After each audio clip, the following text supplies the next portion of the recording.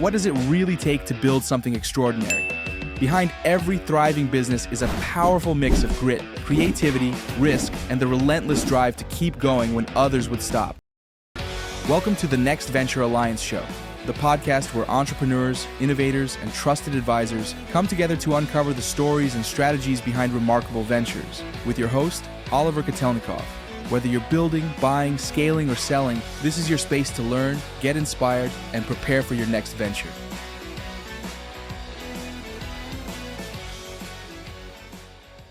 So hello, everyone, and glad to have you with us today for the Next Venture Alliance Show.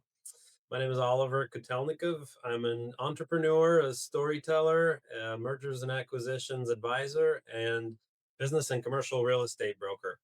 On the show, we talk with founders, business owners, self-starters, industry leaders, and trusted advisors who support them.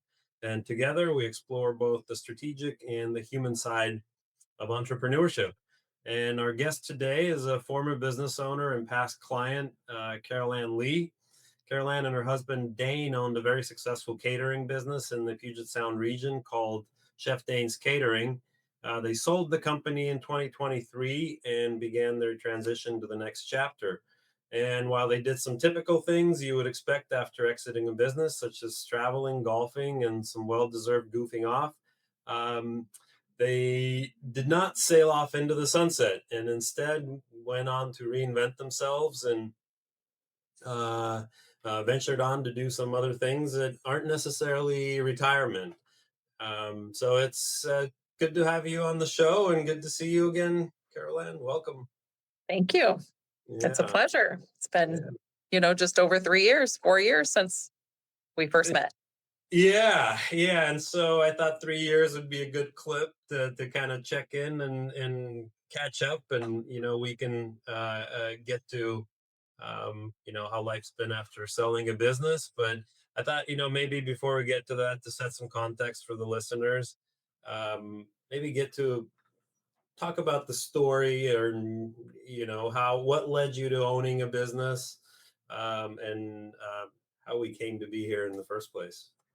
Sounds good. I will touch, I think, kicking it off, though, it is ironic in the starting point that next month we get our final payment that pays off our business from the sale of it. So again, I think that timing is interesting, how life transpires. So I think that that's a fun starting point. But yes, quick, though, a long journey. Yeah. And how did you start out in hospitality, and then how did you end up to even having an idea of opening a business? And because for you, what's interesting, I mean, you're both buying a business and exiting kind of happened in that mid-career span, where which is unusual, and I find fascinating because it sort of breaks some of the societal rules in a good way, and sets the life on a slightly different time trajectory, which I think we could all benefit from. So, well, I mean, I will say I didn't set out to be a business owner, and it wasn't part of my vision, I don't think. Like, I think when I was in school, I was like, I'll be a teacher or an accountant or some of those type of jobs and roles. I did take a job in a family-ran restaurant. It was actually, I grew up in Anacortes, so smaller town. Jobs for teenagers, weren't that abundant. And I had an aunt that ran the restaurant at the Elks 1204, the good classic Elks lodges. And everything she made was scratch, and homemade. I started out washing dishes. I think I was 13 or 14, if I remember at the time, because you could do that with family. Yeah. And then evolved, and I was waiting on tables probably by 14, 15 or something, and kind of that sort of got my foot in the door to hospitality without any intention of staying in it forever. I do recall, being in high school and working on Friday nights, and friends sort of like scoffing under their breath about, oh, you have to work tonight, you can't go out, hang out. I'd say, yeah, but I don't have to get up at 6 a.m.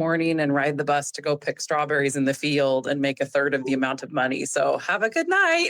And, I just, while hospitality is hard, it also opens up a lot of doors and has huge flexibility for not long shifts, and you can make good money. So that was sort of my starting point. From that restaurant, I dabbled in a few following. I had an older brother that was a chef. And so some of the restaurants that he was part of, I kind of became a part of. I eventually moved to La Conner, working at a restaurant. And it's actually where I met Dane. So my husband, I was young and just graduating college, as in like a 2-year business degree college, not, the big bachelor degree or anything. And just by fate, one day, Dane came in and sat in my section, and I waited on him and his friend that happened to work at that restaurant. And that kind of kicked off our relationship. What was the rest? It was the restaurant that was on the reservation side. And at the time, I wasn't old enough to drive. I wasn't even 16 yet. So my parents had to drive me to be able to work there for when I first started, and worked there for a few years. And it was after a couple of years that he came in. So I have great memories of that restaurant. And then I spent time at the Seafood and Prime Rib House. Dane and I actually kicked off and opened the Channel Lodge, the breakfast program there, the hotel that's on the waterfront. So we spent a lot of time in La Conner. And then eventually, upon getting married, moved south, and I found myself at Ray's and spent 20 years at Ray's Boathouse. But even at the Seafood and Prime Rib House, I was dabbling in supervisory roles, even at the age of 20. So I just kind of naturally took leadership positions and accounting positions, which all really gave me tools eventually to know how to run a business. And I didn't know at the age of 20 that was, skills that I was starting to gather and learn. But moving to Seattle and working at Ray's, clearly much bigger restaurant, big volume, catering, iconic, right? iconic. If people ask to name top 3, restaurants in Seattle, chances are Ray's ends up. Everybody's been at the. People want to go and sit on the patio, and that's a kind of a rite of passage of being in Seattle and dining out, and like you said, volume and busy, and that's going to test the metal. It's volume, it's quality. And at the time, the time that I worked there, the manager, and really through the leadership of the owners that ran there, it was a collective of 4 local business owners that owned Ray's. And they just they embodied the philosophy that their employees were at the core of all things. And it wasn't that you were to ignore your customers that were in the door, but it was really, they believed that if there were benefits and perks and their employees felt amazing coming to work and wanted to be there, that they would have a successful business. And so I think that was really kind of core foundational philosophies of then, how do I move forward, and what type of environment and space do I want to continue to be a part of? I mean, 20 years ago, this was groundbreaking. I mean, today, Yes. It's everywhere, and some live it, and some just sort of live it in statement. But it is sort of very in vogue, that philosophy, employees first. But Correct. a couple decades ago, that was pretty revolutionary for Yeah, you're talking like the mid 90s. And I mean, I started in 93 at Ray's. And even prior to that, when the Olympic Athletic Club in Ballard opened, they partnered with Ray's. And Ray's had, if you worked at Ray's, you had a membership to the Olympic Athletic Club. All you had to do was show your paycheck. And that was when the Olympic opened. So, I mean, that again was backdating in the 80s and things like that, of having again, the employee. unique. Yeah. Okay. Yeah. All right. So So they had you for 20 years for, with the company culture and. correct. Okay. And so, amazing. I still have fantastic friends that I built at Ray's. I think of customers that came in and still have recollection of great conversations. I ran into someone at like the Northwest event show last year, and I was like, you look familiar. And we realized that she and her husband and eventually kids came in and dined all the time in the dining room. And I was like, oh my gosh, I can't, and I knew her husband's name and their last name and all these things. So for me, life is about the people, and it always has been. And that really resonated. That restaurant really created that. So I was married at the time. We started having kids. So I had kids while I was at Ray's, which, you don't get quite the amazing benefits that you do nowadays to take time off. But, I had flexibility. At the same time, Dane, also being chef, spent time in restaurants and worked like crazy. And he was at Ray's as the catering chef for a year. And we had our first child. He was insane busy. We had of course, you don't have a baby in December when you work as a catering chef, but Corbin was born on the 9th of December, which, didn't pan out too well with the scheduling. And so for his first birthday, it was his boss was kind of like, no, you can't have the day off. Like, you have to work. And Dane was like, it's my son's first birthday. Like, I'll be going. And so he took the step that was like, I need to do this for myself or do something different, and chose to leave working then and not have that really overloaded salaried crazy schedules. So it was really he that took the first step out the door of having a paycheck and doing things on his own. And And what was that at that time? Just kind of side gigs or private events out of his correct, out of the all house? under Something? the table, out of the house, nothing Mhm. approved. Really kind of friends and family or people that we knew that was like, hey, can you do some food for an event? Mhm. And that was in like 97, 98. And so there was kind of a lot of money coming through the tech industry at the time, kind of the kickoff to it. And so he landed a couple clients that was really, they were personal chef clients. So that's where it started. And he had named his business My Personal Chef. Mhm. He wanted the philosophy that if he went and was catering an event, was in someone's, kitchen and hosting a party, and the person that hired him as the host of that house, when someone came to them and said, oh, who did your food or who's doing your catering? My That personal person could say, oh, it's my personal chef. And so it was like this bragging from the person that was having the party. nice. Crafty marketing. Crafty, right? But the interesting marketing was he wanted to create this exclusive perspective and didn't believe in business cards. There wasn't a stack of information out on that buffet. It was like you had to ask. If you wanted to know about him, you had to ask the host to get to that.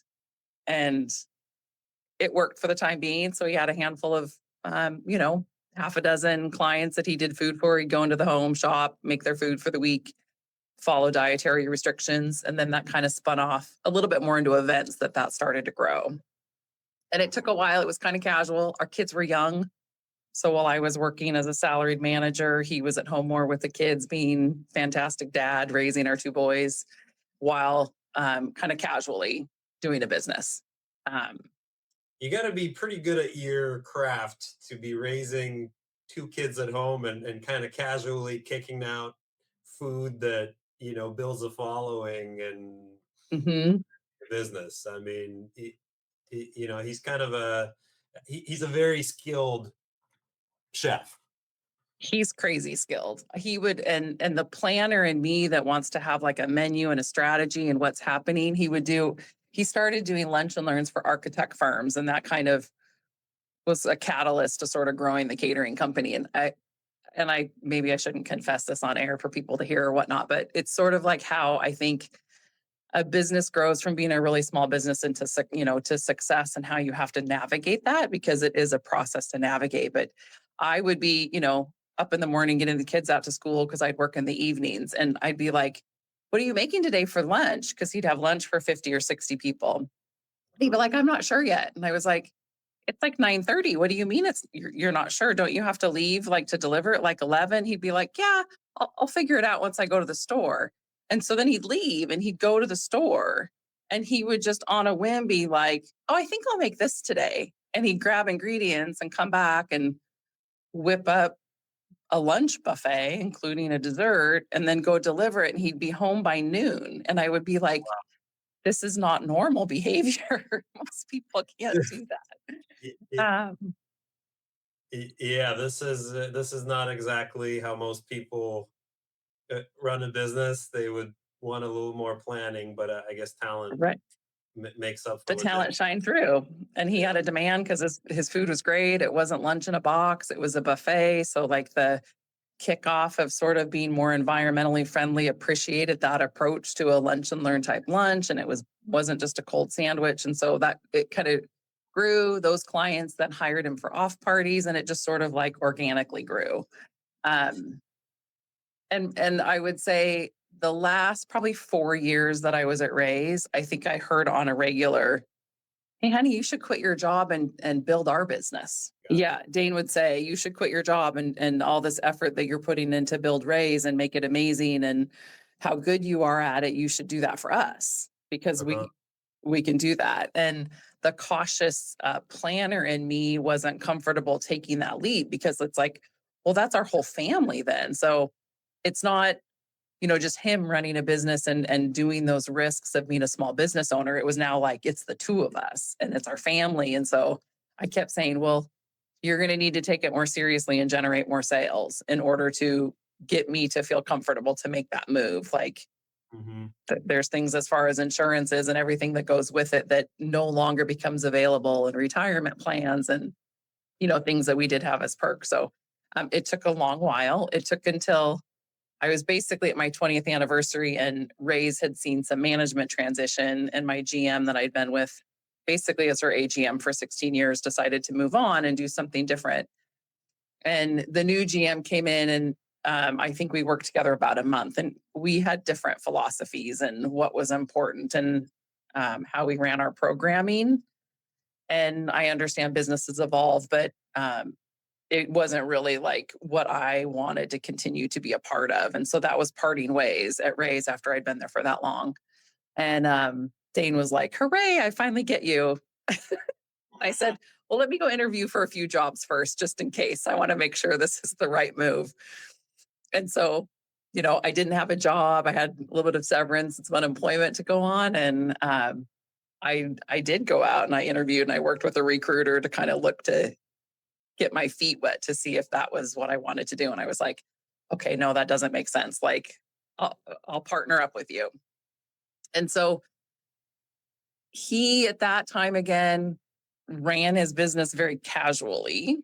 There wasn't really a huge strategy behind things. Like, he'd on a whim be like, sure, I can do these parties for you for this much. And he'd know how much things would cost. And so just the amount that he really undervalued what he was presenting in product didn't then lend itself to being a business that would be sustainable for the two of us. Easy for him. He didn't price it Yes.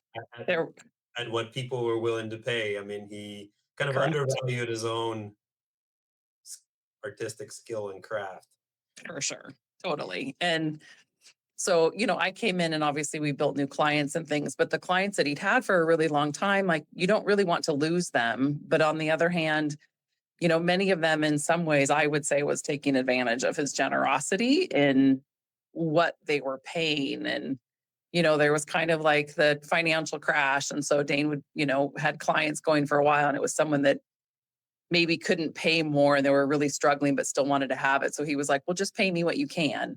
And then that amount kind of stuck with it. And so I come on board and I'm like, so you're doing a holiday party with premium keto ingredients on the busiest Saturday in December for X amount of people with staffing and you're charging them like $1,000 or something like that. I was like, so you lose money at this event? And I was like, that's not going to work. Mhm. And so I had to gently shift some of those customers and be like, this is, you know, a little bit of raising awareness of the It was reality of what the talent market is. management, really, on your part. I mean, it was catering management, but it was really talent. It was managing Dane's talent to Right. line it up with some market metrics. Right. And thankfully, he understood what I was then bringing to the table. And so we had to figure out that balance from he was going from doing it his way for all those years. I mean, we're talking probably 6 years or so of him kind of doing his own thing to now like there's sort of, shared role as far as responsibilities. And so it took us a bit to find our lanes of I need you to focus on the kitchen and making amazing food and managing that and let me take control and kind of do the business and get things aligned with where it needed to be. And so we just had to communicate through that. So, it's an adventure being married to your, business partner. But we've had a lot of You- fun and a lot of laughs. So yeah, and it's an adventure, and it's a skill, and it's a game of patience, and it's a stroke of luck to make it through, because some people end up succeeding at the marriage part, but failed running a business Hmm. together. Others, like me, we were very successful with my Yeah. ex-wife at running a business, but we ended up getting divorced. Right. You guys are, I would say, it's a rare. I mean, as you know, from family businesses, not necessarily married couples, but just family and close relationship businesses, and combining those pressures with the pressures of the business.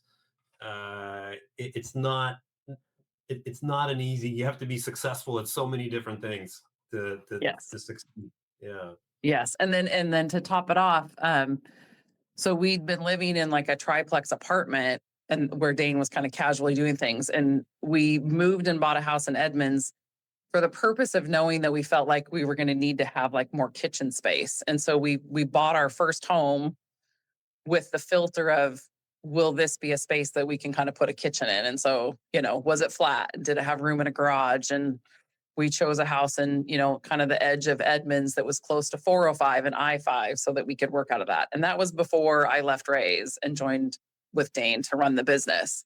And so Mhm. we had some employees that came to our house. So we truly converted our garage into a catering kitchen. Again, nothing health approved, all still under the table, but commercial equipment that we'd go buy used and makeshift to make it work. And he'd go do deliveries. So not only was it dynamics of a small business, the dynamics of the family thing, like it was now at our house, and then employees coming in and working out of a back room that had an office and, using the fridge in our house. And so my kids adapting to, I'm like, you have to be dressed, kids. You don't get to run around like in your underwear. We have employees coming to work. Like, Yeah, but they're like, "Mom, this is still our house, is it not?" it was one of the happiest moments that I won't name which child that it was, but when the business finally moved out from our house, they're like, now I can run around in my underwear. I thought, Yeah. you don't realize what the impact is on sort of the trickle down of your whole family until something changes. And that was something that stood out. They were very patient with having it, but they also, on the other hand, had food at their fingertips at any moment. And it wasn't your typical family food. It was Chef Dane food that they got to Yeah. eat and be raised on. Amazing So food. amazing food, which was really great. So anyway, we operated the business out of our house until You had the garage 2000, space. out of the Yeah, yeah, garage, yeah. until 2013. And so we were doing a significant amount of catering for one of the Boeing buildings off their campus there, where they hosted airline customers from around the world. And they had plans that they were expanding and it was going to get a lot bigger. And so we knew if we were going to grow with them and we were their primary caterer, that we needed to have more space. And we just had we had bakers showing up at 5 a.m. and we had employees coming to load up of events. And thankfully, we lived in the county and we had neighbors that we fed food. And so we didn't have any issues with that. But it had got to the point where it was too much to keep maintaining at our house. And so we went looking and found space and found that space in Linwood. It was an old 7-Eleven. And so it had a great refrigerator and a great space. And again, great location for deliveries, It but was. no kitchen. And so we had to build the kitchen out in it. And that was one of the bigger tests of patience, of good navigating through trying to still run a business and be busy, but yet you're still, the perspective of the city was, oh, this will be an easy thing. You don't even need approved, architecture plans for the update. And then a year plus later of paying a lease that you're not bringing any revenue for. And it was not easy and it was a nightmare. Here to I, build. I just retold a story that we bought a used hood system and we had it on dollies and we're wheeling it around outside so we could pressure wash it. And Uh, it slipped off the dolly and landed on my little toe and broke my toe. I was wearing tennis shoes. I thought I could have lost so my foot. the metal edge of the hood, the whole Uh-huh. thing splits off and just. On like a low dolly. I mean, it went just a couple inches, but I don't know how many pounds that they weigh. I couldn't even tell you how much that they weigh, but more than my toe could handle. And How so I can I? broke my toe. Oh, It's throbbing. And one of the inspectors for the city, on his way at the end of the day back to the city, it's like 2:30 in the afternoon, decides to just stop in and check on things. Our contractors are gone. It's just Dane and I. My toe is pulsing in my tennis shoe. emergency in progress. Yeah, he had this thought, and so he decided he'd come check on it. And I think that was when he dropped this news that the wood framing that would be behind the stainless steel on our kitchen line, because wood was combustible, that we needed to replace it with metal framing. Uh-huh. Again, this was like building structure. And Nice little nugget to that was his drop. drop. And I just remember hearing him say that and being so frustrated and wanting to lose my temper while my toe was pulsing in my shoe. And I can relive that moment. And that's just, I think that's the reality of being a small business owner is you have to figure out those moments, and you have to be patient, and you have to know that everything on that back end is going to take longer than what you plan, and just somehow laugh about it at the end of the day. Cause there's nothing else that you can do. Like, you can't get mad. You can't yell at the inspector. You're not going to gain anything by that. And so, The thing is, you don't know if you can actually handle it until it happens. You mhm, know, you're not going into this knowing, hey, these things are going to happen, and right. we'll just be really cool, calm, and collected, and it'll be fine. Like you could have lost your shit at the inspector, and Easily. and who knows if he, I'm surprised that you didn't, but Right. it's, that's just one of the thousands of little moments Thousands. Yep. that that's not in any business plan. Yep. It's not anything you plan for. It's not anything that anybody can provision for. But that is the life of, uh, you know, a small business. Or it's a thousand of these moments, sometimes in one day, right? It's just Correct. nothing but a collection of these fire hazards, Yep. Yeah. fires. So I built a kitchen at my garage at my house. I built a commercial kitchen that was permitted, and dealing with contractors and getting that all approved, and working with the health department, and then continued to grow that business. So we were in that space for 10 years before we sold it. And then my funny full circle moment is my house went on the market today for in Edmonds. It So I did like find it fascinating how many things just sort of align in that way. your house went on the market today. Yeah, Okay, so in we're back Edmonds. to present day, and that's when it. Okay, wow. Right? Like, how's again full circle moment that we're having this conversation about how business has evolved. And, here's that house that we used to stand outside with a grill and grill vegetables because, we didn't have a hood system in our garage. So we did it outside, and we had a chef that would be cooking vegetables, and she'd go like lay down and rest in the hammock and then she'd get Yeah, back up and in the turn the backyard. in our backyard. Call it the break room, right? Yeah, it's in the hammock. Ah, it's good times. So Well, again, you know, we saw a lot. so many great moments, and so good to appreciate the opportunity to relive them with you. Yeah. But you're y- the journey. I mean, you leave a successful job, um, to start a business, and then you sell a successful business to do something else. Um, is it? It seems like entrepreneurs are more risk averse, or kind of more just willing to part with the comforts and the safety of and the certainty of something, that works for to try something else. I mean, what is that hunger and that thirst that drives us to kind of want to keep building or trying something new? And because I don't think that that's how ordinary people Hmm.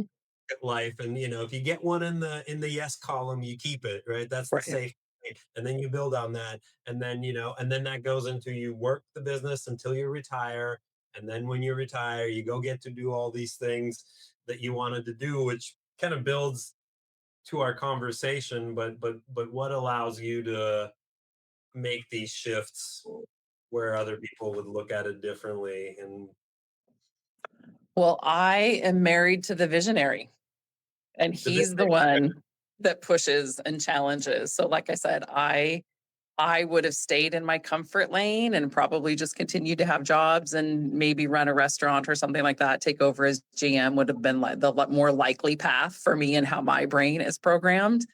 Um, but I think I bring the talent that I can help bring the success out of something. And so Dane had the vision and what did he want to do? And so I was able to help deliver on that. Um, I loved owning a business. But I mean, to be honest, I'm not someone that's like dying out there to go do a new business. We considered it. when we did sell the business, I thought maybe I'll take those proceeds and I'll go build commissary kitchens because Because um, you know that business model, you built we it did out. that. Maybe that's something we can touch on too briefly, is that it wasn't just a catering kitchen, it was a Hmm. shared commissary kitchen for other vendors, and that was Yes. an interesting business model that probably could be duplicated and works well. For sure. And I think that it's a model that, frankly, in Snohomish County, if anyone is looking, like, I think that there's a massive shortage of commissary kitchen usage. And I did do that build out, but the struggles and challenges working with the health department with that. So we had existing space, we did a bunch of business for catering. COVID hit, you scaled back. So I really had a kitchen space that wasn't being utilized as much as what it was. And so, as additional revenue source, we rented it out to other businesses. And it was great for our bottom line. There was Mhm. no extra expenses. So, where you run those really tight margins in restaurants and catering, that was just essentially pure revenue for some additional wear and tear on my equipment and maybe a little bit more electricity usage and some kind of keeping an eye on people and giving them space to be able to work out of it. Um, I my personal I was so fulfilled getting to know those small businesses and those small business owners and having that connection and sharing thoughts and struggles that we had been through that I would be able to share with them. And part of our journey too that we didn't touch on was we bought a food truck in 2019 before COVID hit. Yeah, And, we thought it was this fantastic expansion and was going to be so cohesive or whatever. And that I think collectively gave Dane and I the most nightmares that we had in our whole the food business. truck did. The food truck did. Yeah, yeah. Cool. But boy, I have Yeah, such I respect. remember it was a cool rig, and Uh, more to I the story, mean, it sounds like. it was quite a story. And I mean, it was an older food truck. It was one of the first handful in the area of Seattle that we bought from someone else that was a successful business owner. But she was a successful business owner that worked on the truck all the time. And we bought a truck that we paid employees to work on. And that's very different for the profit line when you're running a food truck. And so, take the challenges of running a business, looking for that sale. Does your kitchen equipment work? And then put it on an old vehicle and try to drive it places and then make sure that the vehicle works and that there's no problems. I mean, kudos to all the food truck owners that are out there. There's a space for them, but it's really an owner operate, I think, is the success for food truck. So we had the food truck. It had all of its challenges. So COVID hit, we took the food truck in neighborhoods to keep getting exposure and marketing, and that kept our brand out there. And we built great, PR with doing discounted meals and connecting to hospitals or veteran centers and things to be able to deliver meals to them, which was really rewarding.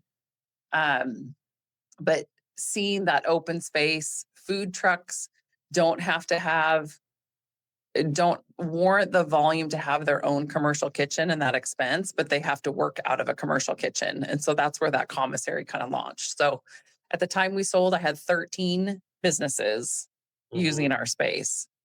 Um, I so enjoyed working with all of them. I And so remember that was that amazing. you enjoyed that part, which can be a little tricky to understand because I mean it's like you managing like it's like employees, it's like extra employees. You're managing personalities, you're managing that tight schedule. Hmm. As hard as it is to manage a food truck on the road, managing tenants and their space and time and usage of common areas and resources. I mean, that is logisticating times logisticating to the 10th degree. Like, what is enjoyable about that? Oh, to me, like that's easy. I mean, so much easier than like, let's do a catered dinner for 500 for plated. Like, I mean, we Mhm. did those too, but those took a lot more planning. So I think I treated them like I did my employees. Like I gave them the guidelines. Here's the structure. And I respected them enough to follow that. And I guess I was fortunate to have a bunch of amazing other business owners and they were so grateful to have space so that they could run their businesses. Like, there were ones that had been on the hunt for a period of time looking for commissaries and hadn't found one. Well, they couldn't open their food truck if they didn't have a commissary to work out of. And so um, I think just respecting what they were looking for to, create, and listening to their challenges and maybe giving them insight created a really good relationship. So it wasn't a struggle. I totally had a joy, and I Yeah. enjoyed all of that. I mean, I remember that was kind of your crown jewel and that part of the business. You ran that, I mean, just exceptionally well, and it was a happy family of tenants and co-op family environment. Yeah. Uh, so I, Yeah. yeah, So like for me, kind of circling back to like that entrepreneur drive or whatnot. mhm, Um, I think that was more Dane that had that drive for that entrepreneurship, and I was like the support to make it happen in that partnership role, and I loved all of that. But I don't know that I see myself owning and operating something. But I'm also like, I don't have any doors shut. I just like kind of wait and see what the universe tells me that I need to do. mhm. Yeah, and it's led you right so far. It's your intuition and I think your combination, the complementary skill set, and relationship with Dane, that's your kind of guiding light, and together you guys make great decisions. Mhm. But I remember that you were a little bit at odds with one another about the decision to sell, if I'm not mistaken. I mean, you're selling a successful business, Mhm. you're pre-retirement, you know, always a question from buyers and people who are looking from the outside, why sell a successful business? And then two, what were your guys's thoughts and feelings on it, and how did you ultimately come to a decision? Yeah. So I recall hearing about a webinar that you were doing through the Washington Hospitality Association about strategizing and looking ahead for what does it mean to sell your business. And it Hmm. was during COVID. I think it was probably 2021 or so. Yeah, And so interesting time for hospitality. interesting times. Yep. And everything is up in the air and what should you do? And I think that we were able to keep successful because I stayed connected with organizations like Hospitality Association and Chamber of Commerce's and things, and was highly informed as to what was happening with the different grant programs and restaurant revitalization and all of that world that took place for hospitality that supported businesses and gave programming options during COVID. And I'm I'm thankful that I'm savvy and was able to navigate that because it wasn't easy for that. But staying connected to those organizations gave me tools that I wouldn't normally have had as a small business owner. And so part of that was that webinar that you were hosting. And so I joined the webinar and I listened to that. I Yeah, filed, I filed that that was information our away. jumping off point. Yeah, I remember Yeah. that. And And I the think it took a organization, bit I mean, the Hospitality Association in COVID did a phenomenal job supporting business owners. Granted, it took a lot. There was so many for sure. changing regulations. It took a lot to keep up with uh, Hmm. what needed to happen next, and sometimes it changed multiple times a week, whether it Yes. came from governor or state or federal. Yeah. But the resources were there. If you Correct. were paying attention and had time to use them. Yes, for sure. And I mean that changed what we were able to, I mean, that kept us our doors open and kept us in business and then able to, build on that and make it successful. So I remember listening to your webinar and I filed it away, and we had gotten to a point where we kind of had parked our food truck and we weren't really taking it out to do gigs anymore. And so I'd reached out to you about selling the food truck, and just that piece of it wasn't big enough. And so I remember you saying to me, we discussed sort of like what our whole business was. And so I told you about catering or whatnot. And you said, well, if it gets to the point that you decide that you want to sell the whole thing, let me know. And then that would be something that we could talk about. And so I think it was like a year later, maybe a little bit longer than a year. Um, and I'd been thinking about what I learned and what we talked about and kind of conversations. And my gut was telling me that it was time to move on and it was time to look at selling our business and what did that mean. And so I think that being open to thinking differently and not being so focused on it's only me that can run this business. I mean, we were a catering company that had my husband's name on the building. And Mhm. so you think that you can't sell things like that. And sometimes that's not true. In our case, it was not true. Wasn't obviously it wasn't, right? I mean, Yeah, we proved you wrong a little bit proved us wrong. Exactly. And so yeah. I think as a business owner, you have to be aware and pay attention to what's happening out there and just kind of have, even though you're so busy and you think that you don't have time, make the time to listen and gain understanding on things that you don't have naturally on your own. Connect with professionals like yourself and just learn more and sort of see what's out there. I'm grateful that I knew that I saw that webinar and that I listened to that first time, or I wouldn't be sitting where I am today. Hands down. Thank you. No, thank you, and I really appreciate that. And I mean, you took a year to Mhm. weigh your options and learn about the process and think Yeah. about it, and uh, that's about what it takes. COVID Mhm. or not, it takes some time to start wrapping your head around it, and because as you learned, running your business and selling it are two completely different things. Uh, Correct. and some of it is numbers and figures, but others are it's decision making and Mhm. separating from the identity of being an owner, Yep. uh, just a psychological adjustment of Totally. It's emotional, it's mental, like it's just it covers the whole gamut. And again, for us, for Dana and I, and you touched on it a little bit, we were at a point where business was growing again and robust and there was a lot of catering and I wasn't staffed back up again to where I was pre-COVID. I didn't have 25 staff members.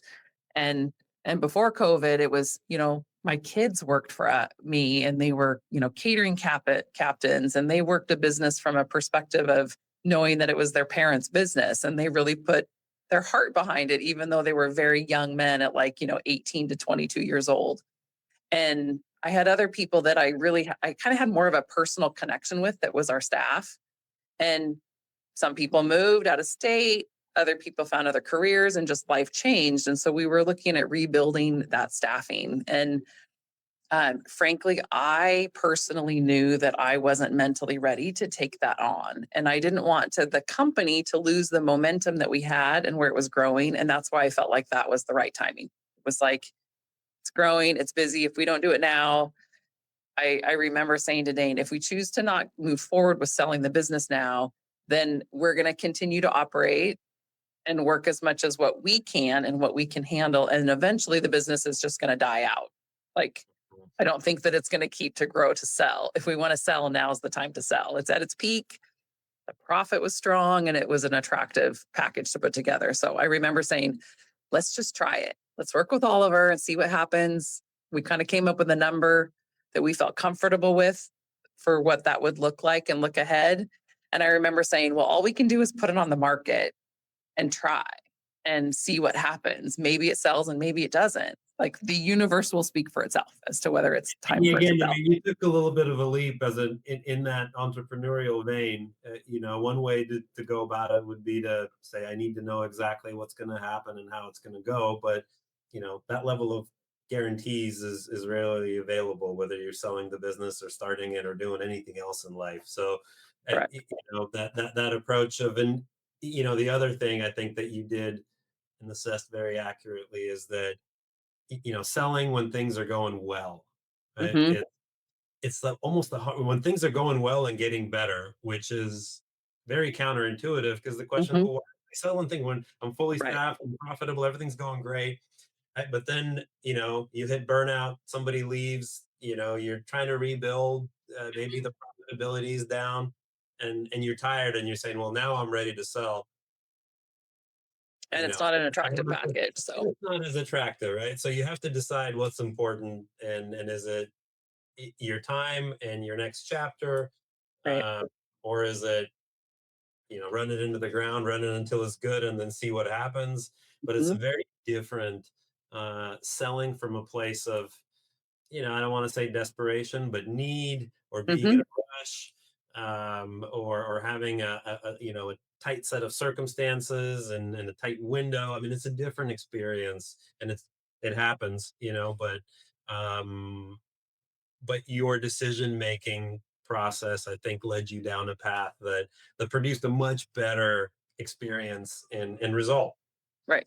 I mean, I Yeah. can't imagine sitting across from a potential buyer when like your business is on the downward spiral or you're so burnt out that you can't even think straight. I mean, I knew that I wasn't the wanting to rebuild back to where I knew the potential where it was headed. So it wasn't that, I was so burnt out that I couldn't function, but I was like, where I see it going, I don't see myself taking it on that journey and I don't want to stop that. So instead, But being it able to had sit momentum across, to go on that journey. You just didn't want to steward it on that. You wanted to do correct. something else. But Yeah, you had put the business in a position. It was on the launching pad. I correct. mean, It was ready. yeah. And it has. And so sitting across from a potential buyer and having that pride and being like, it's successful and here's this great gem that you can take on. And I remember saying, I know that there's huge potential. It's just around the corner if you want to build that structure to do that. And that's what sold it. And when you said it, it was so genuine and authentic because it Right. was true. I mean, we were sitting there, I remember, with, ice cream cones in our hand because our Yep. buyer, was also a positive individual and Hmm. sense of humor, and Yep. came in and brought in some ice cream, and we talked about it. And that really, I mean, it was a one meeting, Hmm. uh, not a one meeting sale, but a one meeting decision, I think, Hmm. For both. because it I mean, was, yes, because it was so well, it was, I mean, things clicked, right? When things right. click, people go, Yeah. okay, And this I is think good. that as a business owner, that when you're handing over, especially something that had our name on the building, I think that's why it was a bit more difficult for that concept for Dane to let go of that because it was so personal. Like he started it, he invested 10 more years to it than what I had, right? Like that was his baby that his wife's like, hey, by the way, we're going to sell this, right? So it He had took a a little bit while. of separation anxiety. I mean, It Dane took a little bit to come along with it. So having the right buyer was reassuring to us and it made it easier to hand it off. leaning And it into golf was, was what's that? leaning into golf, right? Into more Right. golf was more, Exactly. And I what, remember we listed it, and 4 months later, I was handing over the keys. And I yeah. don't know how fast your normal transactions take place, but I felt like selling a business and doing it in 4 months, start to finish, was like I felt like I'd been caught in a whirlwind. You're still trying to run your business. I remember we had our largest plated catering event in the history of our business in June, in the middle of the sale. We listed in Yeah. April, we handed over keys in August. The new It was owner a came and tornado. walked through to take a look. And I remember telling my staff that I was like, oh, yeah, he's a potential client because like we hadn't disclosed, everything was under NDA. It was so Yeah. stressful. Yeah. No, It's like, it went fast, and it was on the faster end of, yeah, transitional timelines, but, and I think I told you 9 months or 6 to 9 months, it's no which, more normal. Yeah. which is in there, but that buyer can come day one, or they Hmm. can come at the 6 month mark. And in the end, Yeah. only one person can buy it. So Yeah.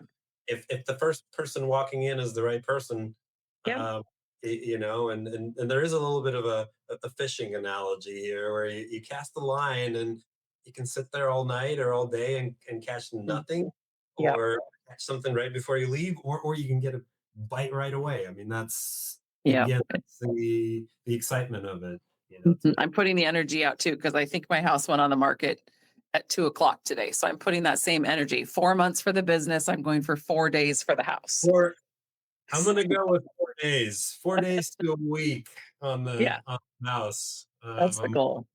curious to find out.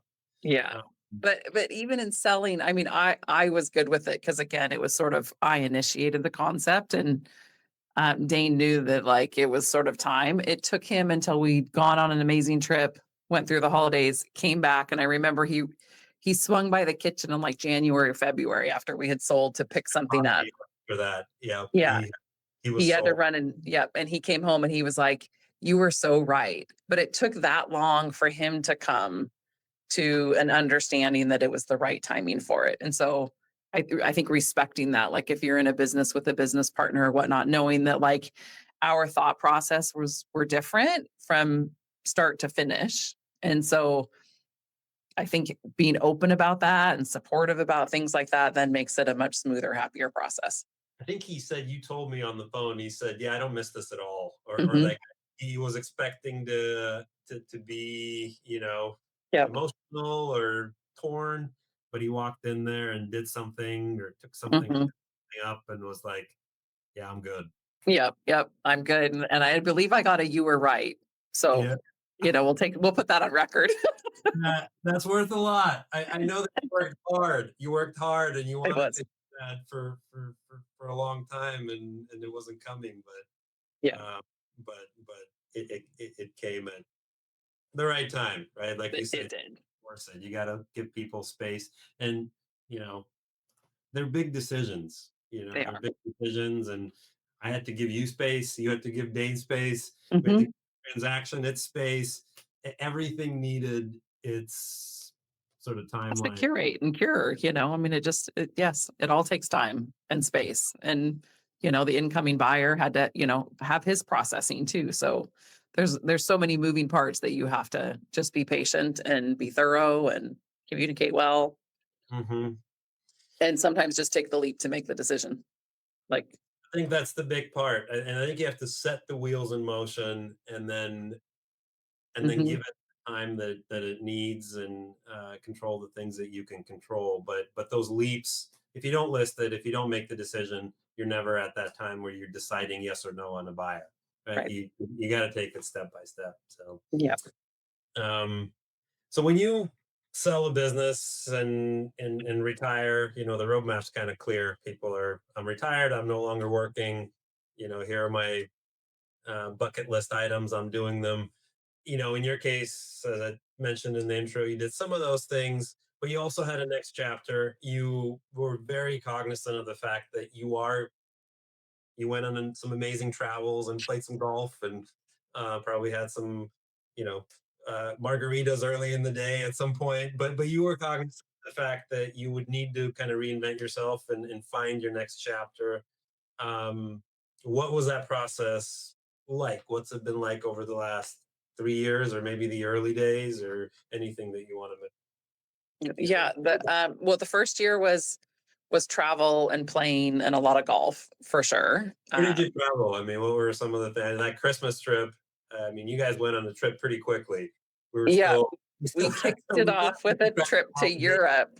That was part of why we pushed up the sale date, was because I knew I wanted to be done and have all the transition time frame, allow enough time for that for me to get on a plane and not have to think about the business. Um, so we had an opportunity plan to go to Italy, and it was supposed to be like a 9-day trip was the initial plan. And then we put the business on the market, and I said, I think this is going to sell. Maybe. And when we saw that it was in motion, I said, we should change our return date and just go to Europe for a chunk of time. And so it went from a 9-day trip to 47 days. And so we left at the latter part of October, and we were there for a month and a half exploring Italy. You And came back right before Christmas, I think. yeah, we did Italy, Spain, and Portugal. We came home and was home for a week, and then we went to Texas to see my son for a couple weeks over the holidays.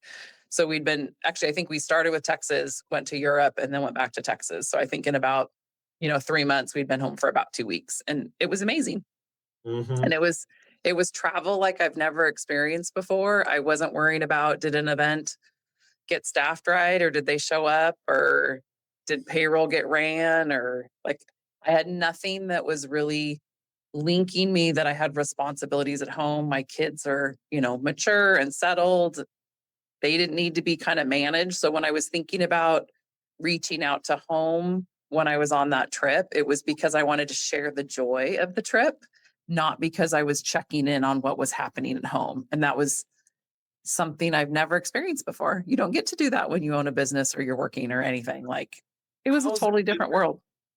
Yeah, and so different world. So how is that world different from, let's say, being really well staffed, having prepped for your departure, everything taken care of, still owning the business, but all the Hmm. bases covered, versus no bases covered because you have no bases to cover. You don't have Yeah. to work. How are those two different? Oh, I just think they're extremely different. Like, I mean, I had amazing staff and I knew I could have utmost trust in them, but I think I was on one trip that we left on a cruise, and I think that the food truck went to go out, and I don't know, it was like the generator wouldn't start or the truck wouldn't start. And so they were having to troubleshoot and figure out like how to fix something. I mean, you never know when the sewer is going to back up in the kitchen, and you have to call the landlord, and you give them the tools and stuff to be able to call places, but things still happen. There's still occasionally they may have to reach out because it's outside their scope of what they can handle, or a decision bigger than what they're equipped to be able to do. So you're always on, essentially. You may not be called Correct. upon, but you're always on.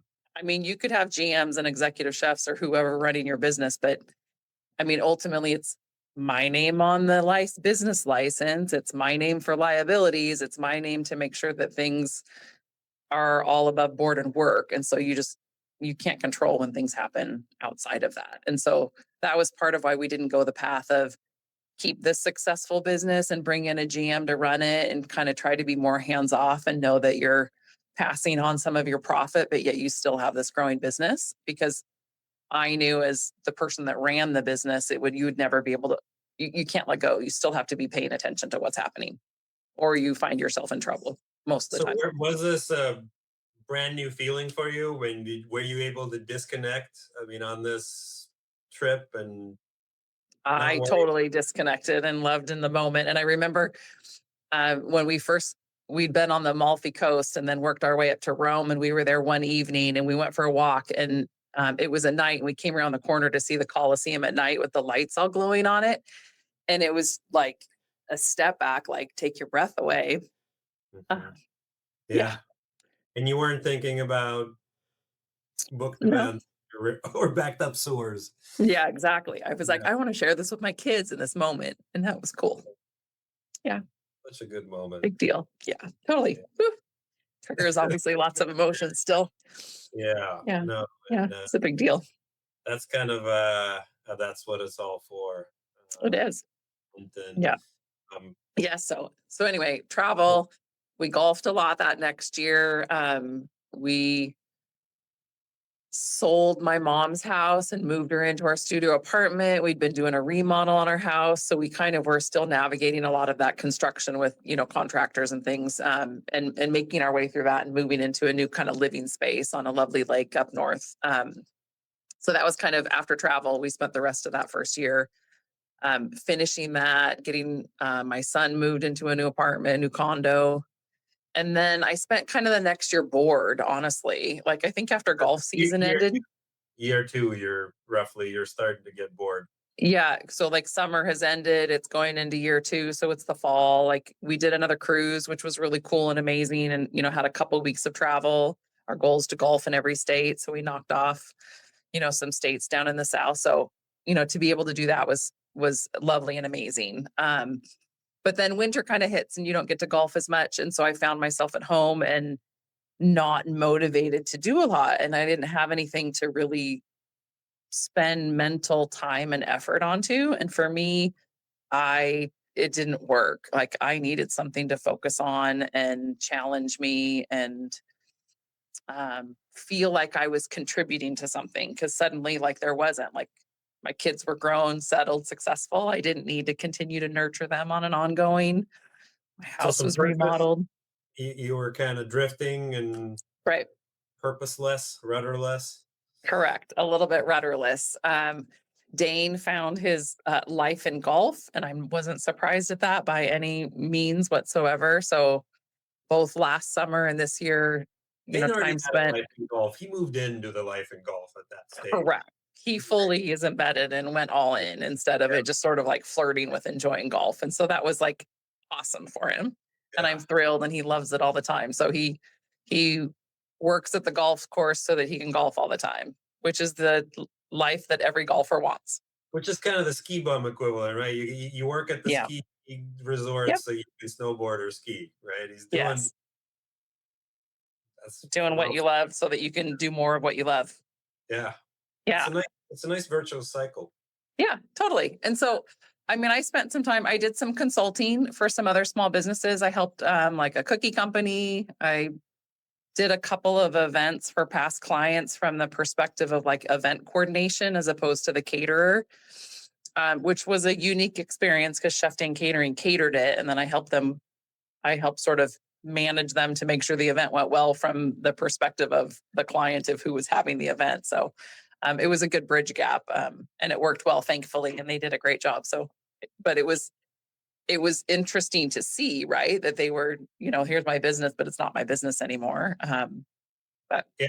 And did you, I mean, how, when Dane came, kind of had a brush with Chef Dane's, he found that he wasn't emotionally connected when you mhm. were when you were working with and then seeing everything. I mean, did you feel any, I don't know, emotional urge to go back, or any, what were your feelings like when you No, I first? did not feel an emotional urge to go back.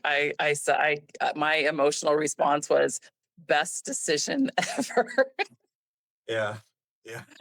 It was good, but I mean, I was ready to do that. And so, yeah, I didn't look back at that. Watching it function, right? You built something. It's kind of like your child had grown up, and you're Yeah. watching out there in the wild and Yeah. uh, doing well. You Mhm. remember their childhood, but you don't want to go back there. Right? Maybe one of Right. those. I think on the flip side, instead, it wasn't, it was prideful moments of the fact that we had a built a small business successfully. We built something that was a sellable business that someone wanted to buy and purchase our name on that side of the building. Because I mean, a catering company was all about those relationships and what clients that we had built. Like there's not a lot of tangible things. I'm not selling a physical building or production equipment. I mean, there's some kitchen equipment, but it was old kitchen equipment. We bought it all used. It was tired, Yeah, and you had a few vehicles and stuff, but like that, the price was associated with the relationships that we had built with our clients. And so to be able to have that be a sellable business, it's such a moment of pride, and that company's doing great. And I know that they've probably doubled the business that they did when I sold it off. They've really pared back. They don't do commissary. They're down to like 3 commissary vendors now because they're so busy with catering. So with their own volume. yeah, taking it a different path, and that's okay. Like it's their right, it's their story now. But we built a business that our story continues. It's just not us leading the way anymore. I think that's amazing. Yeah, and your name and Dane's name is still on there. And interestingly, I think we keep hitting on full circle moments, but I was at a professional development event today, um, at the Master Builders Association, and Mm. it was catered lunch. And it was the catering company that brought lunch. Oh, that's so funny. I was like, well, I'm talking to Carol Ann in just a few minutes, so uh, or later on today. But it sounds like we're checking some serendipity boxes here. Oh, for sure. I think that that's what life is. And I think that our life has always led that way. That I know I would like think about a client that I hadn't heard from a while. And then the next day I'd get a phone call from them and they were like, oh, my son's graduating or whatnot. And I hadn't heard from them since it was their 5th birthday or who knows. Right. So I think that if you're open to things in the universe, sometimes things come your way. Like it's just, there's an energy out there way Yeah, beyond what we doors have control open. over. Yeah, have your doors open, and you can jump through them or not, and then they Right. close, and then yeah, it's time is of the essence. I know you love the contracts and the legalese portion of it. But one of the things in the contracts that it always says time is of the essence, and Mhm. isn't it always? And for everyone, Yeah. we just don't have enough of it, or maybe we have just the right amount. I don't know, but we Yeah, we know you exactly. so. Yeah. So if we look into like where that was like that kind of over that winter, I knew that like I was like, I need to go do something. And so again, just sort of like I'd mentioned to people like, do you need someone to do these jobs or consulting or like, I reached out to a few people that I had good positive connections with to be like, look, I need something like even on a part-time basis, something to give myself focus to. And so, like I said, I did a few different kind of one-offs.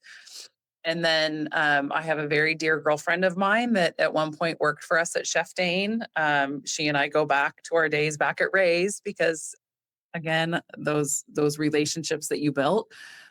We worked together for I think probably like 17 years overlapping at Ray's. Our kids were born. My firstborn was 4 months older than hers, and we traded babysitting so that we could work shifts at night Oh, and not have to pay because you couldn't afford that's it. And so that's a we strong spent bond. it's a strong bond. So we spent a couple years of kind of like raising our kids together. And she, at the time when she was working for me, catered and sold an event for Primera, this huge breakfast for like 2,000 people. It was like one of these huge events that we'd never done before and managed to pull it off. And her point of contact basically poached her from Chef Dane to come work for Primera. And so she came to work at Primera and was doing events and things. And so had a departure from our company, which, good for her for landing this great position. And she's grown and developed within the job. But, she was doing events, but then she'd hire Chef Dane to come do them like for future summer events. So Year or late or after you'd sold? that was before we sold. So that was like even before COVID. So that was probably like 2018 or so that took place. In your guys' relationship? It didn't, but we didn't get to spend as much time together, versus what it was when she was showing up at the door or whatnot. But I think that strong relationships and bonds like stand the test of time. So we would get together and go for walks on occasion and still kind of do whatever. And I think probably from 6 months after she left, she kept saying, Caroline, you need to come work at Primera. You'll love it. And I was like, but I own a catering company. I can't really leave. And there was one point that I was really burnt out at work. And I remember her saying it to me. And I was like, I wonder if I can hire a GM and leave. How would that work? You on the right day to get you to think about it. Yeah. Yeah. There was some times that it crossed. By the way, every business Yeah. owner those days when it's no, everything's great. And it's like, that actually sounds good right about now. Like whatever that, Mm-hmm. crazy sounding offer was at the time is now appealing. Right. So the crazy offer, the opportunity came up again. And so that was like in the spring of last year. So spring of 25. So I've spent all winter kind of stewing and feeling not so great. Like I wouldn't say I was depressed, but I felt like I was definitely kind of like mentally lost as to what was going to be my purpose. And I didn't have anything that was really speaking to me like, I want to go spend all my time volunteering it here. Or here's something I'd always wanted to do. Because I think I've always just been doing. I haven't really taken that step back to be like, what is that thing? Which is a hard thing to identify. That's not easy. So this opportunity came, and I think it was just, again, a conversation that I was like, well, Andy, you'll let me know if anything ever happens. And so the next thing I know, she's like, well, there is a position that's open that we're looking to fill. And so I got, I put my resume together and submitted it. And thankfully, obviously, she pushed it through. I think there was like 350 applicants for the job. One of 350? Yeah. Wow. in a matter of days. I think it was like in 3 days, they had like 350 applications or something like that. I mean, it's an amazing company to work for. It has great benefits. It's hybrid. So it's only on campus 8 days a month. And so a lot of boxes checked for a lot of people that want to work in that type of space. And there's a lot less hybrid or telecommute jobs nowadays. So people were very into that. So when was this timing wise? That was like April 25. So like just over a year ago. Okay. And so was that your next step? Is that where you are now? That is where I am now. And I'm coming up on my 1 year. I started July 7th or so. So the first week in July is when I started. And so my role, I do events and employee recognition. So I have nothing to do with insurance. I get to plan the fun stuff, and I get to do things that take care of employees, which speaks to me and how Ray's ran their business all those years ago. And I get to be involved in events. I just don't have to produce the food. And one of the programs that I'm responsible for to oversee is our on-site cafe. So I get to come up with marketing and events and promote them to our employees so they get to join like cooking classes or different things like that. Well, I mean, that sounds like it's a custom fit for you and right up your alley. Yeah, there's times that I feel a little bit guilty because I get to come to work and I get to hang out with, a friend, which is not normal. I get to do fun and cool things to take care of employees. So, um, yeah, it's a good fit. And I think it's good because I was ready to be involved in something, to be challenged. I haven't worked for a big corporation ever. So there's a huge learning curve. And so you've ventured onto your next chapter. One kind of question I had, and you touched on it a little bit, but what are some of the biggest challenges that business owners may not be thinking about? Selling can seem like a dream, retirement or the next chapter. What you mentioned, wanting to be busy, wanting to get back out there. I mean, what else can be difficult in that post business ownership phase? Is there an identity piece to it? Did you struggle with not being a business owner or not having that as part of your identity? I think I struggled more with not feeling like I was contributing and being a part of something. Um, and our business is so focused on people. So then to not have those interactions with people, that was hard to not, um, go to an event and be able to interact with 100 people, whether you knew them or didn't know them. And that sense of energy that comes from that.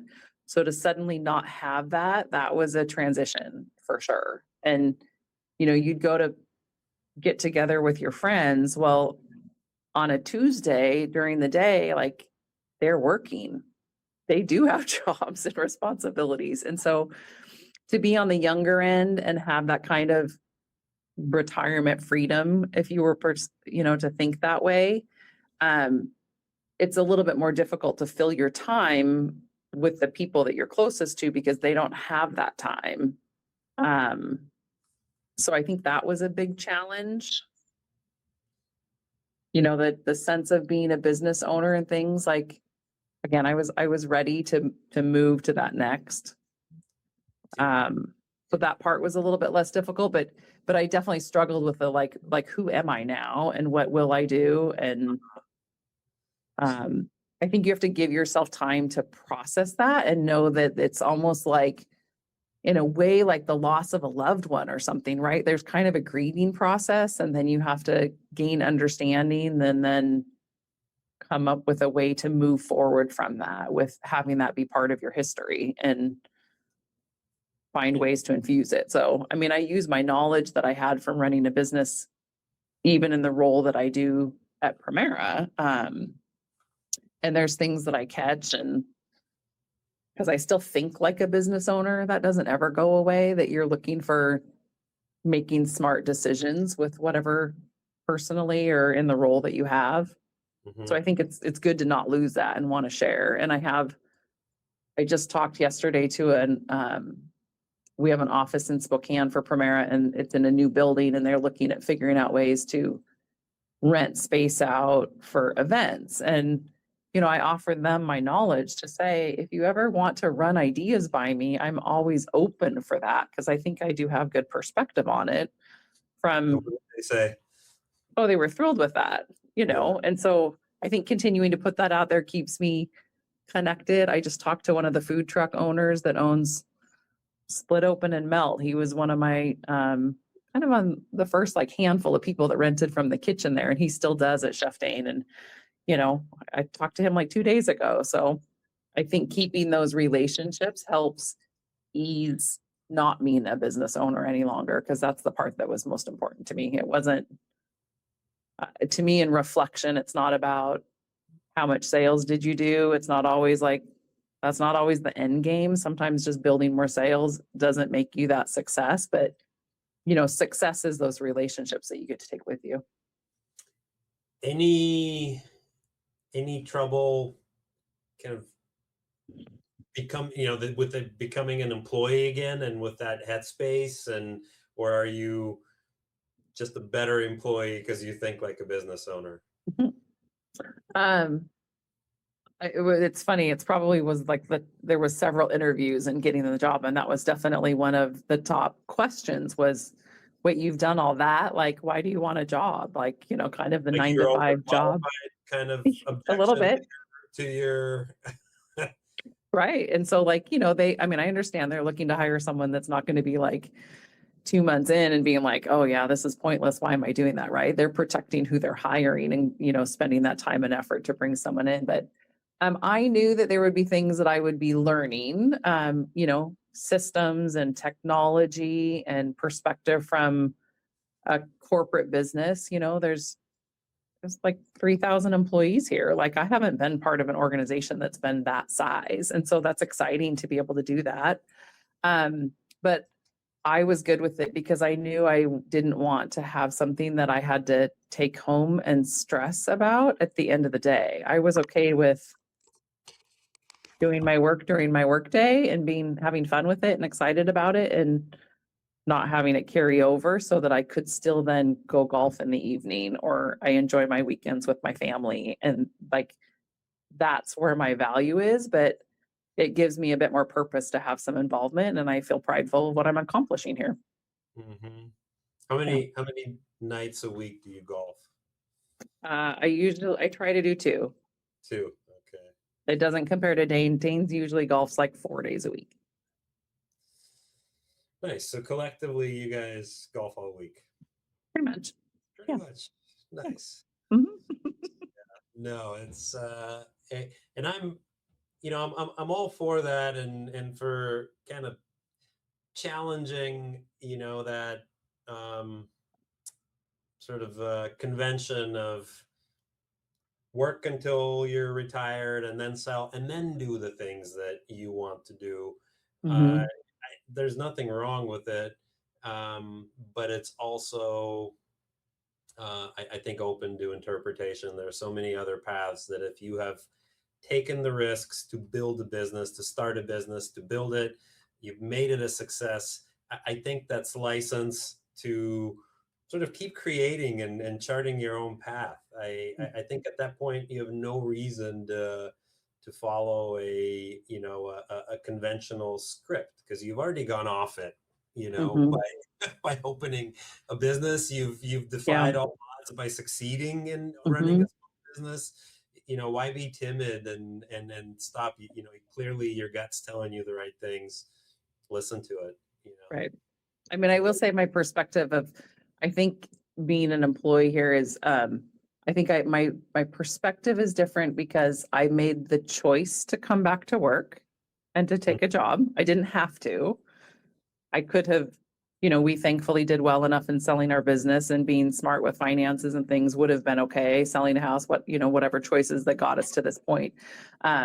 So it was me wanting to have something to fill my time, which is a huge luxury in taking a position.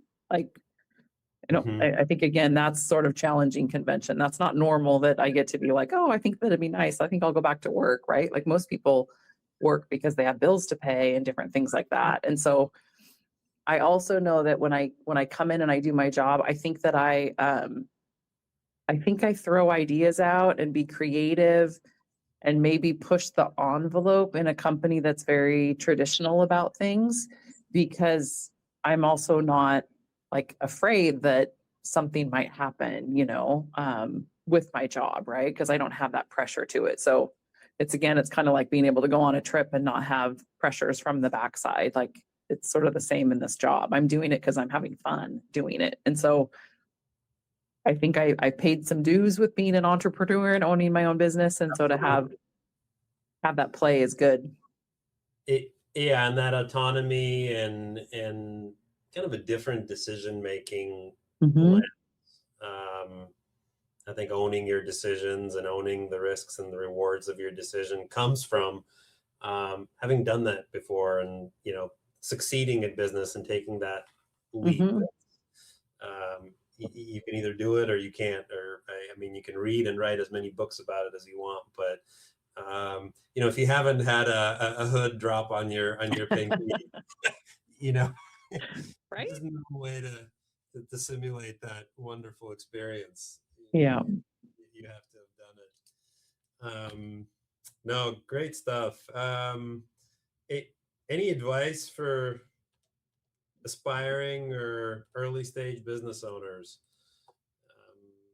It's a broad lens and a broad question, but Yeah. I think don't be intimidated or embarrassed to ask questions, because there's plenty of things that you have no idea about. And I still take that with me now. Like in the role that I'm at, I started a new job and I wasn't intimidated to ask questions and admit that I didn't know things. And I think that's helped me succeed and continue to succeed. For me, joining like the hospitality association and the local chambers was very beneficial, not only for the knowledge and tools and resources that they provide, but for like the chambers and going out and networking and going to a lunch and meeting other business owners to be able to be like, what are you going through? Or just have those support and sounding boards was really valuable. So if your business warrants that. Like the local chambers, Snohomish County or Linwood chambers, right? I mean, you Right, we joined were, right Kitchen around. was Linwood, and so I was part of the Linwood Chamber, which actually was a new kind of, they had just reassembled that there was actually even a Linwood Chamber, and now it's rather successful. I belong to the Edmonds Chamber, and then there's the Economic Alliance of Snohomish County, which is a broader, Mhm. broader business, and then the Hospitality Association. So those were the organizations that I joined. Yeah, no, those are great resources, and the value is phenomenal, right? Many of the things that they provide are either free Mhm. or just ask for your time. So it's a free course, free webinar, just Mhm. up for an hour or click a link for an hour and then we'll provide you with resources. Yeah. Um, And but and attending those lunches, where they would bring in different speakers, I can't even name how many times I would be there, and an organization might come in, and not necessarily like small business administration, but some of those kind of spin-off organizations for that. There was like an Engage group, I think it was called, or Impact Northwest maybe. And I remember them talking about the resources that they had for small businesses and helping you like evaluate your business plan or get lending, or just a plethora of things that I thought, wow, I should have contacted them before we even opened our doors, because they're just amazing resources and have connections and know how to navigate that I wasn't aware that those existed. So I think like investigating within the community that you're opening and looking, reach out to the chamber to say, I'm going to look to open my restaurant or open my business. What organizations are there that might be a support for me to connect to, and do it earlier? By the time I learned about them, we'd already kind of troubleshooted and stumbled our way through. Yeah, Um, and learn the hard way in some cases, right? But whatever yeah. question, I think the bottom line is whatever questions a business owner might have, whether it's business plan or financing or looking for new opportunities or finding commercial space, I mean, there's probably an answer Mhm. in one of those free resources through trade organizations, which Yep. oftentimes they're government funded or Mhm. regionally or municipally funded to help small businesses.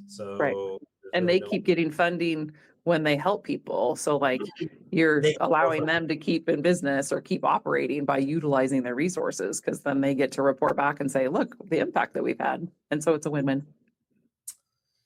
um, anything that you're reading, listening to. I mean, apart from trade organizations, this could be books, podcasts, something that you learned in your travels.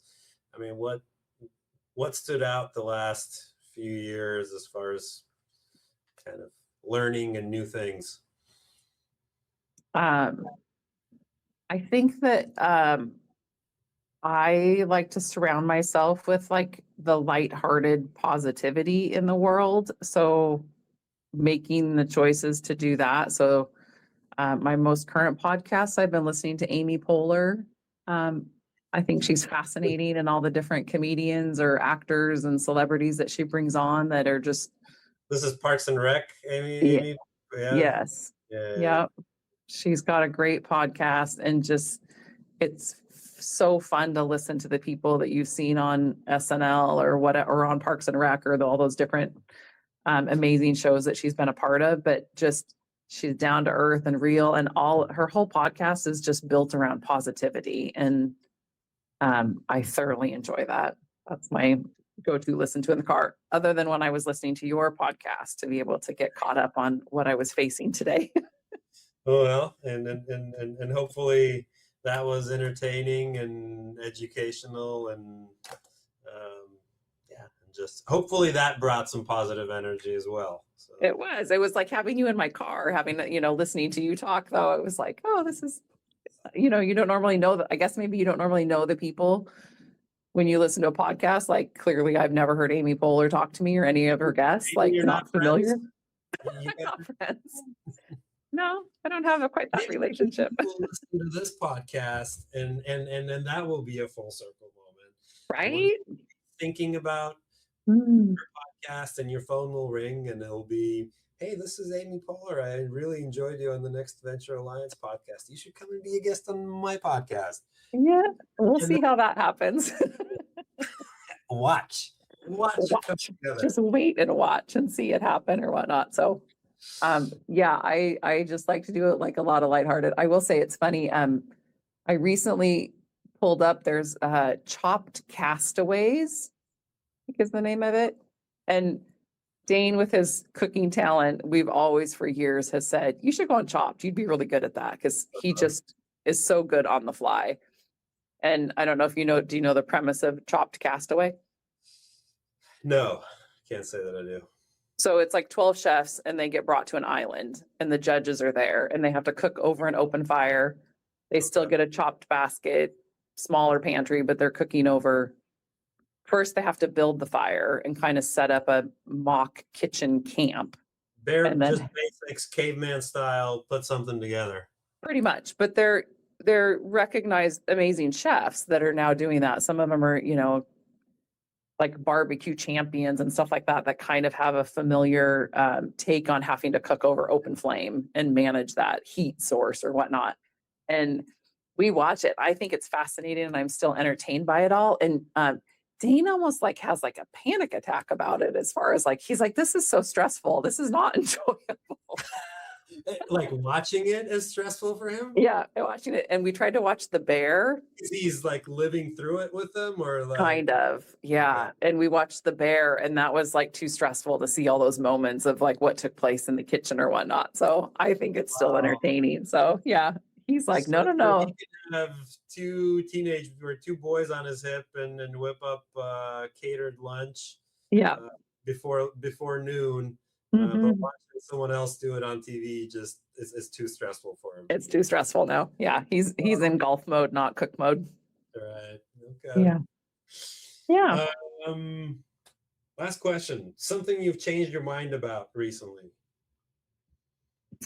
This was you tipped off a few of the things that you said you were going to mention or whatnot. And I think this one stumped me the most. So I spent some kind of reflection on sort of like what that was. And I think that for me, I'm going to bring everything all about back to the people. So you can build a business as big as you want, generate as much in sales, do the production and the hard grind, but it's the connections with the people. And for a while, I know that I went through a phase where I was like, how come maybe those friends like I've reached out to half a dozen times don't reach out to me, and kind of feeling that miffed of that not connection. And so I think that my perspective change has been spend my efforts on the things that matter most to me, which is friendships and people. And so I put that beside me, and if I think of someone, then I'm going to reach out to them, and I'm going to keep that connection. And so I'm surrounded by a lot of amazing people and amazing friends. And that's what gives me fulfillment. And satisfaction in life. And that I'll continue to carry that forward. And that's how I have friends like you and friends like that I get to work for Andia, and just people that I'm surrounded with all the time that are there to have those fun conversations, or maybe be there when the moments are hard. And I don't think you can't do anything better than that in life. I think that's great insight. And it's a nice counterbalance to AI is going to come and replace all of us and replace all of human connection. going to replace humor and Yeah. creativity. It's just a matter of time before it gets good enough, and like all of this stuff that I frankly don't believe. So I'm with you that the conversation that you and I are having now, it's going to be a while before AI connects all the serendipitous moments Mm-hmm. that we just covered, and the energy that that we generated just by kind of revisiting our journey and our adventure. So Mm-hmm. Yeah. I mean, it's a currency that you can't easily, you have to put the effort into having those friendships and the people currency. And it's well worth the effort, without a doubt. I think one of the things too, you said, like being a little bit disappointed in people maybe not reciprocating Mm-hmm. or not reaching out. My dad says something like he's a, or has been all his life. He's 85 now, so he's slowed down a bit, but always been a very social person, and he's a go first person. So when he calls, he can't ask how are you, but he will kind of break into a story to tell you something that's going on with him. Mm. He's calling first, he's sharing what's happening with him. And so when I'm down, maybe sometimes, or I share something, hey, I'm not hearing from this person, or I called this person a bunch of times, and because he'll ask me about my friends that he knows, Mm. and I'll say, they're just not, they've kind of gone into well, I can't reach them, and he'll say, he says, letters are received by the people who write them. So you need to write letters, right? And you can Right. apply that to phone calls and texts and everything else, but we have to keep, going first and putting that energy out there, Mm-hmm. and then people will surface. So Right. And I think that, again, we're all in different phases of life. Maybe they own a business, maybe they're working, it's stressful, and they just don't have time or the capacity. Like, I reached out to someone the other day who she'd been on my mind and is facing like a big medical thing that I had no idea about, but she'd been on my mind. So it's like, don't hesitate when somebody crosses your mind and you think about them, like put the effort in and reach out. There might be a reason why they're on your mind. yeah, that is fantastic insight, and something that trust your gut. In Mm-hmm. this age of information and inputs and inbound communication, um, you know, uh, trusting yourself, and inside out, right? Start from the inside out Yeah. versus sort of trying to absorb. Yeah, no, great, good stuff. It was really Yeah. good catching up with you, and some of these things I didn't know. I mean, when we reached back, I always learn something from these conversations, and I really appreciate you coming on and sharing your story.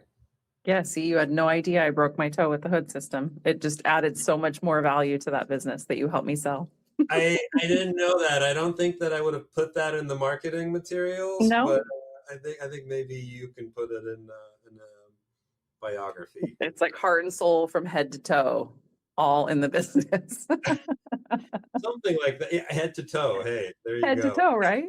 There's like all that playful. So yeah. Well, I will just conclude by I appreciate the fact that you continue to reach out. And, I know we got together like a year and a half ago and had lunch. So, that speaks to what you value in relationships and the effort that you put forth. I mean, you easily could have been someone that sold my business and just closed the door and kind of washed your hands. And that's not who you are as a person. And I think that says a lot. And that's why why I was willing to listen to what I instinctively knew and followed my gut, and Mhm. grateful for that. So thank you for what you do for businesses. And, you're not just signing paper, you're doing way more than that for all the community and all the business owners out there.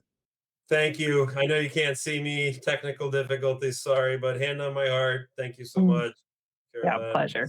It's really awesome to know you and keep in touch, and uh, say hi to our golfer chef. That's right. Uh, Golfer Dane, not Chef Dane anymore. So he's Golfer Dane. Golfer Dane, my personal chef, um, and the kids as well. I know that they're on. You said Gavin's because he worked in the business and he's in an accounting Both. field. Yeah. Yeah. Both kids worked in the business and helping them build resumes. And they were like, it was fun to help them identify on their resumes all the skills that they learned and the roles that they played for our business that they didn't know how to put a word to and that value. And, I was fortunate that I got to spend time with my kids and their, 18 to 22-year-old when normally your kids are off out and about and you don't get that. So I have an amazing relationship with my boys and they committed a ton of effort and energy into our company and helping make it a success. So, and it let us help them buy their houses. So there's so many wins that life is good. And I'm just grateful for what the business did allow us, the life that allows our whole family to live now. And I mean, they're, the lessons that they learned from watching you go through Mhm. the journey and build a business and working in it, there are lessons to be learned in school and formal education, but these lessons cannot be learned anywhere else. And they're great kids. And how old are they both?